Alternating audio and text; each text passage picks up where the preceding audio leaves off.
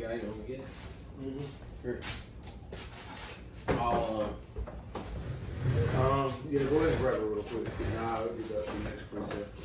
Hey, shalom, shalom. Hey, shalom.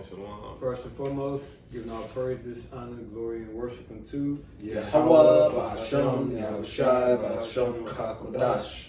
Double honors unto the elders and the apostles of Great Millstone, and salutations unto you, Akim, upholding the testimony of Yahushai in truth and sincerity. All right, as a couple of disciples out of Great Millstone, Atlanta, and we're going to do a lesson regarding Syria, and this is a prophecy update, current event, if you may. But we want to clarify everything through the lens of prophecy. When regarding to in regarding to what's taking place geopolitically in the Levant region. All right. So so for those who don't know, Syria, or the regime in Syria, under Bashar Assad, has just fallen, and Damascus, which is the capital citadel, has fallen. And you know, essentially all of the nation has just fallen, from Aleppo to Hama to Homs to Damascus, in a matter of 2 weeks, which is an electrifying, very quick fall for the regime. And you know, we know Russia. Just to clarify, Russia was backing Bashar Assad. Iran, the Ayatollah, the Persians, they were backing Assad, okay? And we see Turkey was backing the rebels. So one might say, oh, the Turks are at odds with the Russians and the Iranians. Oh, these guys are going to go to war with each other. Well, we'll see according to biblical prophecy what will happen. And we're going to go into it. So you can go ahead and start off with Joel, brother.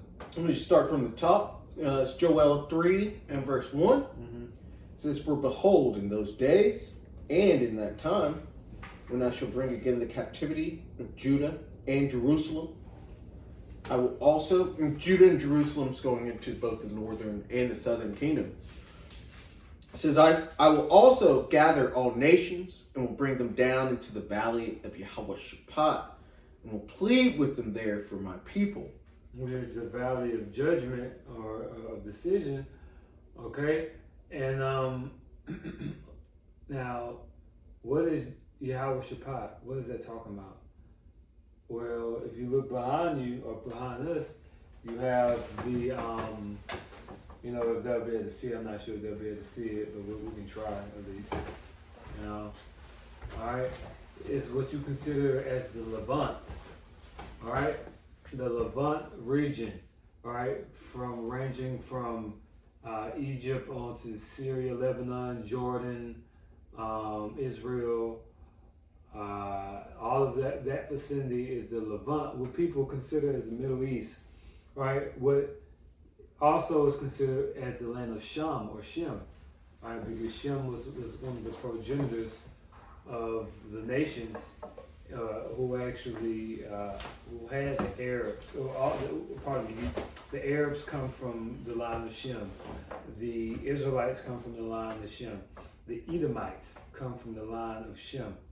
All right. The Persians come from the line of Shem. Okay. The Moabites, Moabites, the Ammonites, the Assyrians, all right, which are the sons of Ashur, they come from the line of Shem. The Arameans, all right, those who come from Aram, they come from the line of Shem. And all those nations are mingled in the midst of that landmass right now, okay? Some living there for the last several hundred years. Some are being brought there from these other regions to fight out World War III, all right? Go ahead, bro. Verse 2, I will also gather all nations and will bring them down into the valley of Yahweh Shaphat, or Jehoshaphat. Right, so not only the Shemitic nations, but also the Hamitic nations, Yeah. which are what you consider the Africans. So these different militias that's in South Sudan, and Kenya, and Ethiopia. It tells you that in Ezekiel the 38th chapter. I was just pulling that up. As Ethiopia with them. That's talking about those different militias and armies from Ethiopia. They're going to be brought to the Middle East. All right? They're going to be brought to the Middle East. Yep. The Canaan, those different nations, the Canaanite armies are going to be brought there. All right? And it's what? For the purpose of the Heavenly Father's judgment. That's the purpose of it. Okay? Go ahead. Just to back up your point of the different nations, this is Ezekiel 38 and verse 5. It says Persia, Ethiopia, and Libya, showing us the northern African nations, as well as Persia, which is Iran. With them, and you can also apply that to Put too. It's talking about the actual Ethiopia. It's talking about, Libya as the country, but also the nation of Put, which is in South Libya, and in the right, those Bedouins right above in the Sahel region. Those are the people who descend from Put, which is ancient Libya. They also going to be brought over to the Middle East. Go ahead.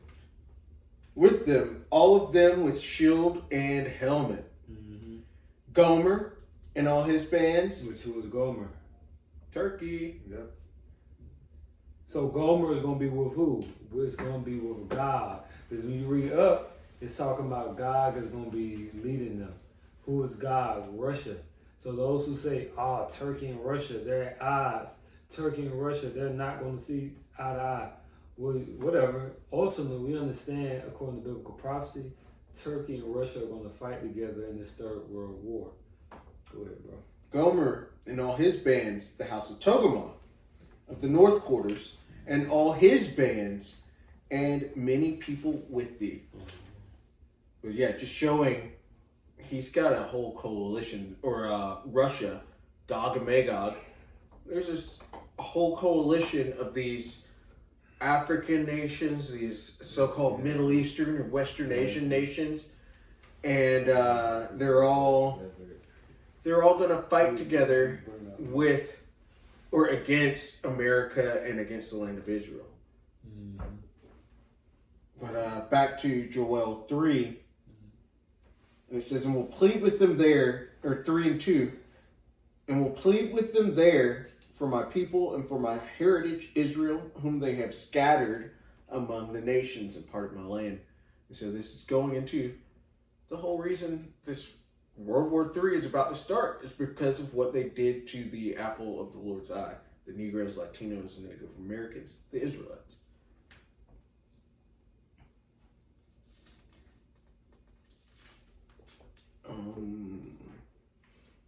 Do we keep going? If you got more, otherwise I know he got a precept. Yeah, bust it out. Was that what you wanted him to get the top of Joel? Or no, go ahead. Whatever you got in Joel. What part of Joel you got? Who, me? Yeah. Well, I thought you wanted him to get the verse 9 proclaim war. Yeah, that's what I wanted. But if are you holding that? I'm holding something else. I'm holding and I'll go ahead and bring it out. Yeah, this is we can go back to Second Ezra's 15th chapter. Mm-hmm. And I got this in the GNT for verse 16 is the point, but I started 14. It says, the world and the people in it are doomed. The war that will bring their destruction is very near. And, you're going into that now. It says, nations will arm themselves and fight against other nations. And this is the point. There will be great political turmoil with one group trying to overpower another and gain control while ignoring the legitimate government. So that was the point. It's a lot of political turmoil going on, turmoil is like commotion, sedition. Sedition. It's a lot going on right now, just politically with CEOs being targets, heads of states being targets. This is just an overall climate of the war. Y'all got it. Come on, bro. Go ahead with Joel 3 and 9, Baba Kushar. If you got that to mind, Joel 3 and 9. You good, bro. And that's what we see taking place right now in Syria, sedition, which is uprising against authority, all right, and invading one another. That's exactly what we see taking place. Because that's what he's about to read is about what it says about the heathen being awakened. Mm-hmm. Go ahead, because awakened goes into being like aroused and incited. So we're seeing, various heathen being incited there that they're causing commotion, political turmoil. You got it. Joel 3 and verse 9. Proclaim ye this among the Gentiles. Prepare war. Wake up the mighty men. Let all the men of war draw near. Let them come up. Mm-hmm. Beat your plowshares into swords and your pruning hooks into spears. Let the weak say, I am strong. Yeah, this is a time for military drills. This is a time for alliances, preparing for battle. This ain't the time of peace. This isn't a time of everybody on the earth coming together as one big human family. This is a time for battle because nations are ready to take over. They're ready to be up next. They have agendas. They have conspiracies pursuant to Psalms, the second chapter. Mm-hmm. They're raging. They're conspiring. So the Lord is he's stirring this up. He's inciting this thing. Go ahead. Did you have a point? Oh, you one point. You got it. Verse 11. Assemble yourselves and come all ye heathen, and gather yourselves together round about. Thither calls thy mighty ones to come down, O Lord. Now, where are they gathering themselves? That's a key point of emphasis. They gather themselves into the Levant, the Middle East. All right, that's where these heathen in the land of Syria, in the land of Iraq, in the land of Saudi Arabia, that the barren land, the desolate. That's as Bob talked about. Mm-hmm. It's Saudi Arabia. All right, high Mosi, all that. Yeah. The land of Israel, the land of Lebanon. Mm-hmm. That's the landmass that's been spoken of, and that's the landmass that's very, very hot right now. Yeah. Very hot. Go ahead. Go ahead, precept or comment. Yeah, or just continuing with this. Mm-hmm. Joel, verse 11 again. Assemble yourselves and come, all ye heathen, and gather yourselves together round about. Thither cause thy mighty ones to come down, O Lord. Right, because that's when the Lord, Yahweh Shah, is going to return. He's going to return in the midst of these heathens, he's going to return in the midst of these heathens fighting in the Middle East. Okay? And this is when Yahweh Shah is going to return. And it says that's what's going to cause his mighty ones to come down, because when you go into the book of 2nd Ezra, I believe, it speaks about Yahweh Shah's chariot, all right, or his armies. Essentially, the Heavenly Father's son, he's going to turn the remaining members of the armies of the earth into powder. He's going to destroy them with concentrated fire in the Middle East. Mm-hmm. He's going to, I like to say, he's going to check him in Jehoshaphat. Yeah, because the Lord is coming back in the midst of, in the middle of battle. There's going to be a worldwide battle, which is the third war that's coming quickly. Mm-hmm. So the Lord is going to come back in the midst of that, and they're going to, the focus is going to shift from each other to the Lord, and that's when the Lord is going to go ahead and cause the heathen to cease, with their inventions. Like it says, he's going to rebuke the devices, the inventions of the heathen. That's right. You got it. Just jumping in with the precept back up that point. Revelation 16 and 12. And the sixth angel poured out his vial upon the great river Euphrates. This is the same area we're talking about right here. And the water thereof was dried up, that the way of the kings of the east might be prepared. And these are, you got it. These are these same bands that we're talking about with Gog and Magog, with Russia. His allies that he's been aligning with over the last more than decade, since he's been in power, really, because he's down there in Africa, and the Africans, the Hamites, like him. They like the Russians because they didn't set up any colonies down there and stuff like that. And they provide them with grain. Yeah. That's a part of them being a guard in them too, because they provide them with food, and they also provide them with military arsenals to combat the different jihadis they're fighting against, and also their former colonizers. Yeah. And then Persia, Iran, they're buddy.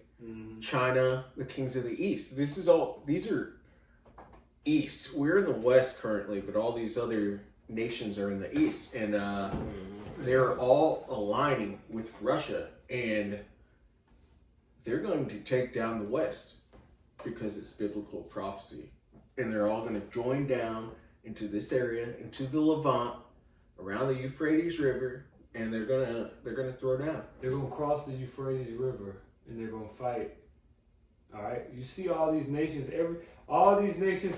This is the central point, Israel. When it says that's the location you should be considering. Now, what's east of Israel? All this. Russia is north. It's also called the North Country, Russia, but it's also east of the landmass of Israel. All right, all of this is considered the east. Is the east. So these different nations, including North Korea, so on and so forth, they're going to come and fight in the Levant region. All right. Yep, and that river is drying up. When you Google it, the Euphrates is actually drying up, and it's ironically, the Lord had it set up to where it symbolizes the Omega symbol, which means the end. Oh yeah. So this is the end, and this is the last water's going to be fought on this earth. You got it. Jeremiah 50 and verse 9. For lo, I will raise and cause to come up against Babylon an assembly of great nations from the north country, and they shall set themselves in array against her. From thence she shall be taken. Their arrows shall be as a mighty expert man. Yeah, them 5,000 warheads Russia got on deck. That's that north country that's being stirred up to come against Babylon. Go ahead. They ain't coming by themselves. They gonna have some help with them. Go ahead. And then the Lord ultimately gonna be with them too, to get the best of Babylon too. None shall return in vain. Yep, because it tell you when was that second edges as an archer when it's shot, because the Lord is gonna be guiding those arrows. They're not gonna be, even in Joel talk, they're not gonna be breaking their rank. They're not gonna be, malfunctioning, and them motherfuckers gonna come like horses. The Bible describes them as horses. They're gonna come in rank. They're gonna come with that power. And they're gonna hit his target.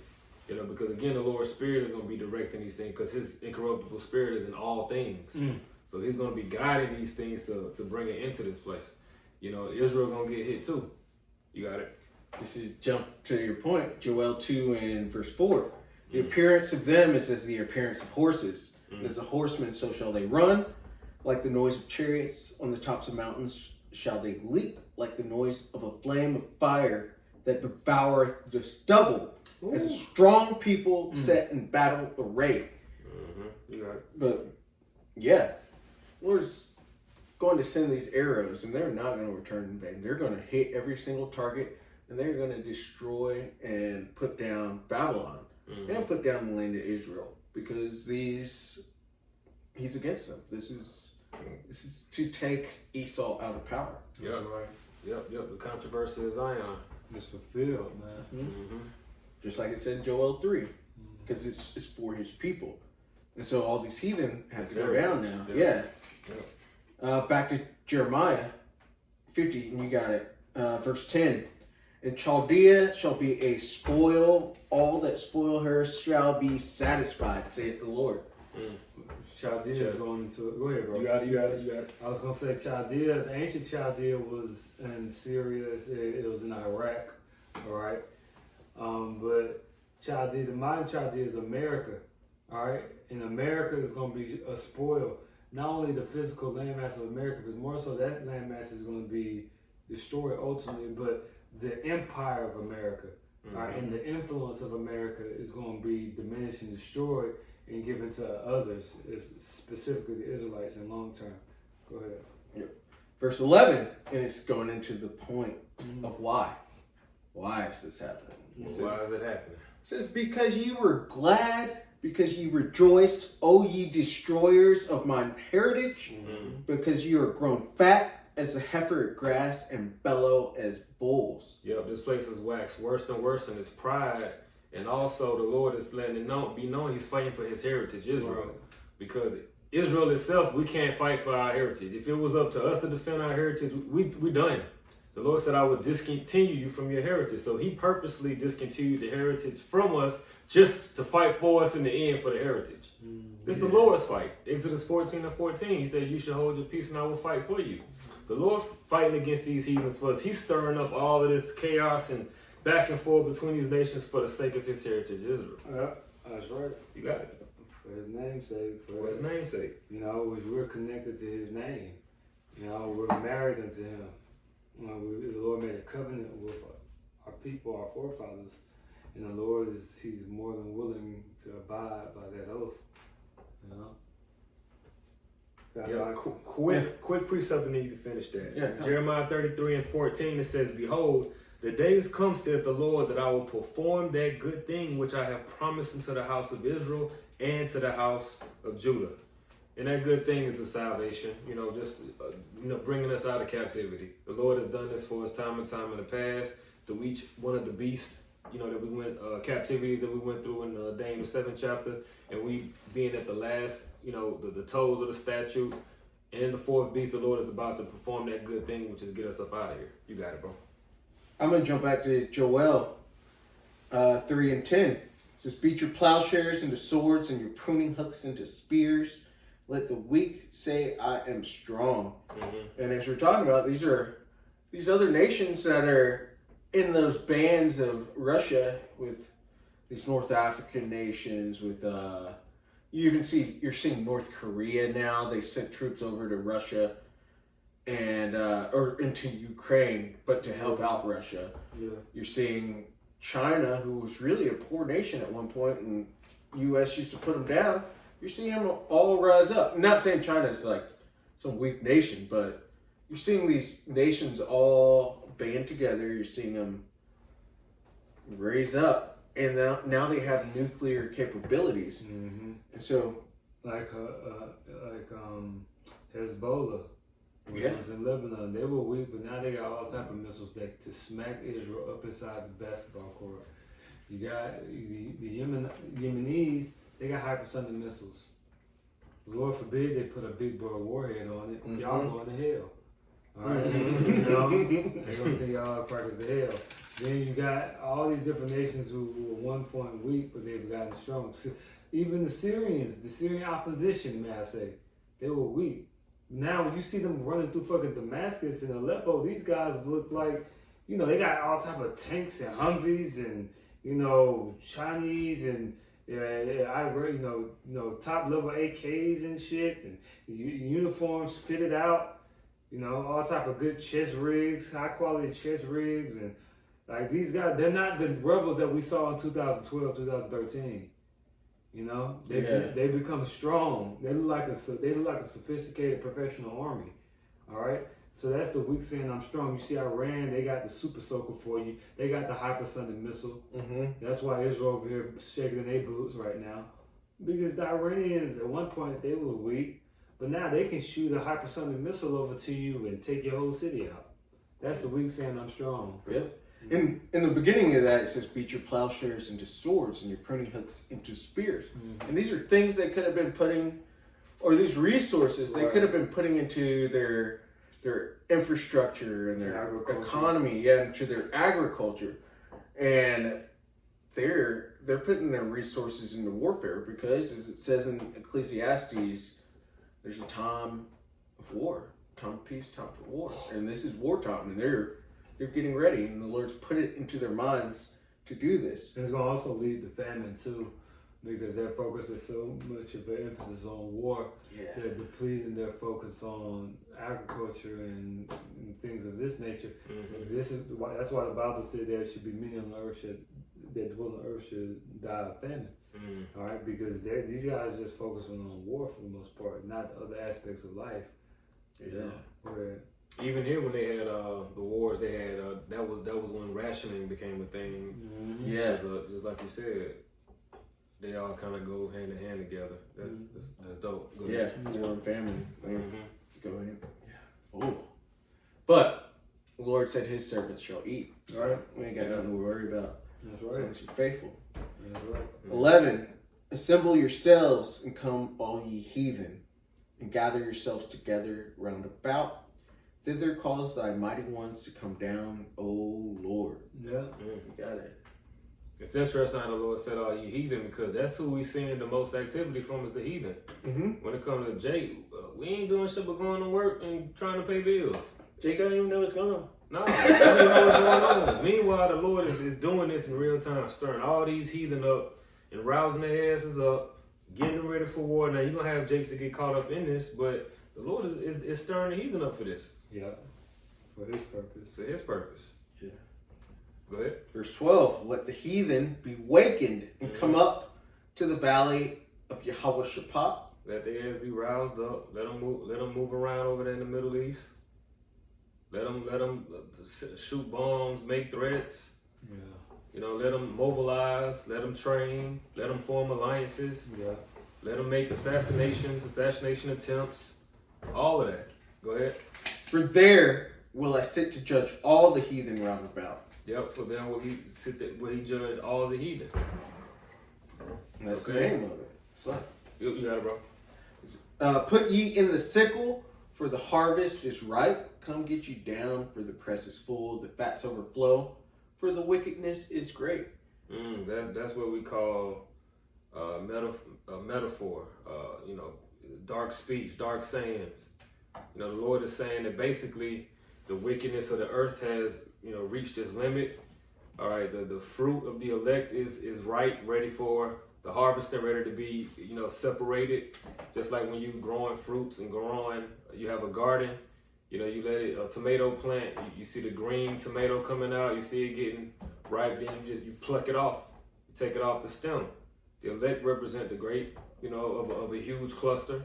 Yeah. And the Lord is saying that, okay, it's time to go ahead and get them out there. All right, the wickedness of Babylon, the sins of Babylon are reaching to the heavens, Revelation 18:5, and now it's time to end it. That's right. You got a point on? No, that's beautiful. Okay. Beautiful said. It's a big old sacrifice, too. Mm-hmm. And this is a big altar, and these folks are... The Levant is an altar and America is an altar. That's also why it's called Sham, which means memorial or name, you know?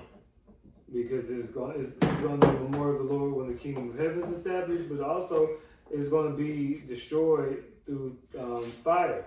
Mm-hmm. You know, it's going to be an altar. And it's going to bring glory to the name. It's going to be, that's what the altars, the purpose of the altar is to bring glory into the name of Yahweh. That's on Bajim Shah. That's the purpose of the altar. All right? Yep. Go ahead. Just jumping Mm-hmm. by that precept, Isaiah 34:6. Mm-hmm. The sword of the Lord is filled with blood, and it is made fat with the fatness and with the blood of lambs and goats, with the fat of the kidneys of the rams. For the Lord hath a sacrifice in Basra, and a great slaughter in the land of Idumea. Just you got it. No, bring it up. Yeah, just showing the Lord is setting up these things to have a great sacrifice on the altar. And first and foremost, Idumea, so-called Caucasians, especially those small hatters that call themselves the Lord's people, they're about to be sacrificed. They're about to be taken out of power, and this is a great altar. That's right. That's why it says in Basra, he's got a sacrifice in Basra. That's one of their head cities. Mm-hmm. And the Lord's coming to take them down first and foremost, but just as well the other heathen. Yep. It's going to be a sweet savor unto him. Yeah, because Babylon is a great city. This is their chief baby. This is where a lot of their works are fulfilled through the portal of Babylon, you know, being the hub of many enchantments and sorceries.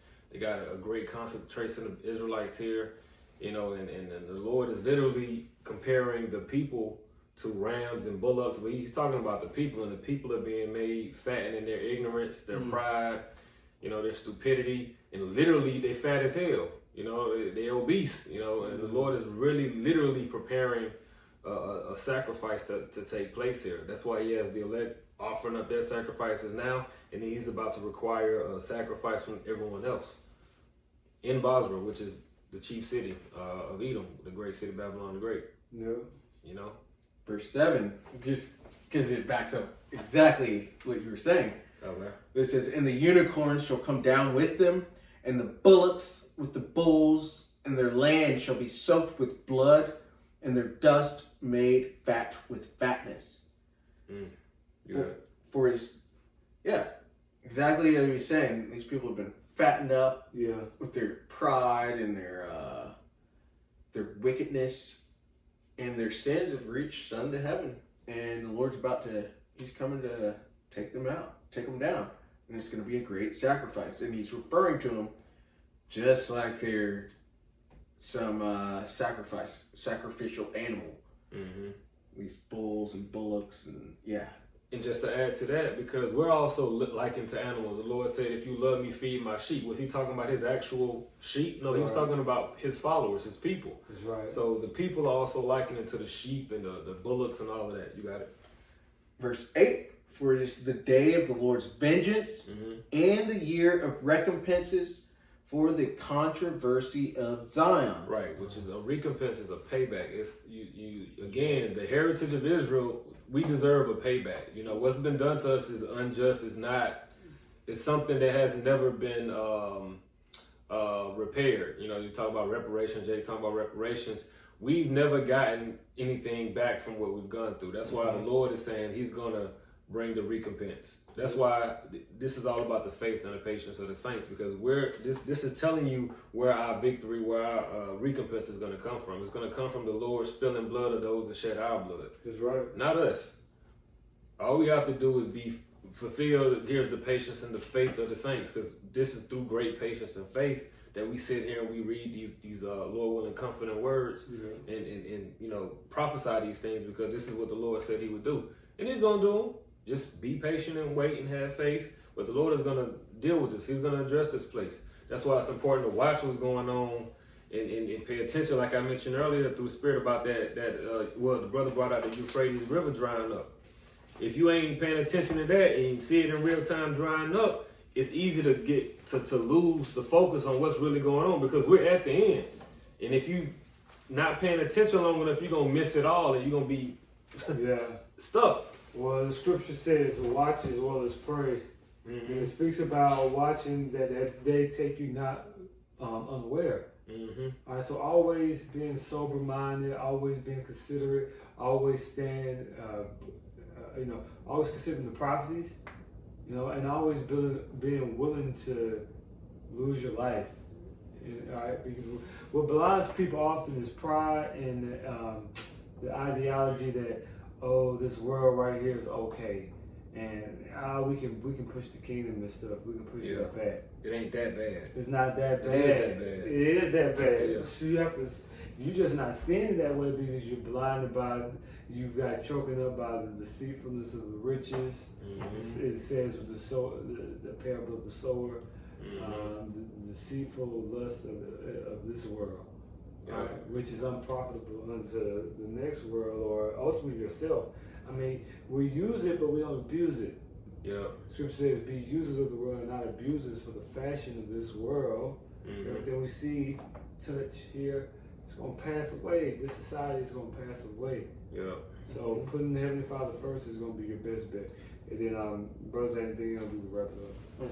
Just end it out back in Joel 3, unless you had something there. Joel 3 and verse 14. It says, multitudes in the valley of decision, for the day of the Lord is near in the valley of decision. And the Lord's coming back to judge all these people, and he's going to do it over there, this area, the Levant, where all of these things are going on currently. There's a lot of turmoil going on. Syria just fell. The Assad regime just fell. He's around for 13 years. He had a 13-year... And his father ruled since like the 70s. Yeah. They're done. But the Lord's coming back for his people. For what's been done to his people. And so we're watching the moves be set up right now. And eventually they're going to all gather around there. In the Euphrates, and the Lord is going to judge them, and it's going to be beautiful, and we're going to be delivered America's going to be destroyed. All of our enemies are going to be put down through the name of Yahweh Bashem Yahushua. Hey, so Lord willing, that was the edifying lesson. We're going to close by giving all glory and praise and honor once more and two. Yahweh Bashem Yahushua Bashem Kakodash. That belongs to our leadership, the apostles, elders, and great millstone. Peace, mercy, and grace to the household of faith, the elect. Until next time, we say, Shalom. Shalom.